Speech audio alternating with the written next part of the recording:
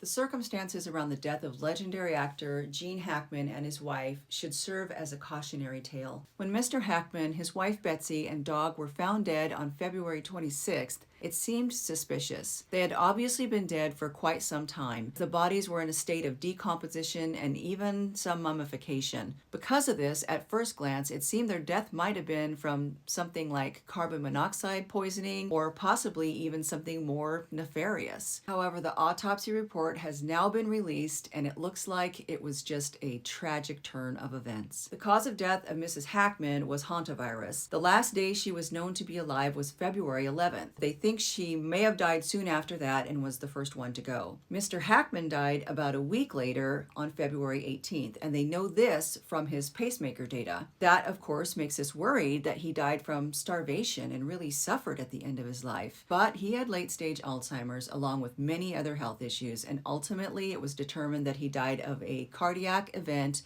or kidney failure. There was no evidence that he died from starvation or dehydration.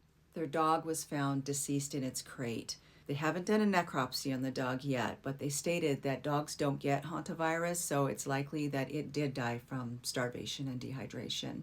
It's really terrible that Mrs. Hackman was so unsupported in her caregiving. The big question I have is, why wasn't he on hospice? It sounds like he definitely would have qualified. If you're a caregiver for someone sick, don't isolate yourself.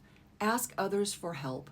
At the minimum, set up a communication plan with each other. And friends, if you know someone who's caregiving for an elderly person, please check on them once in a while.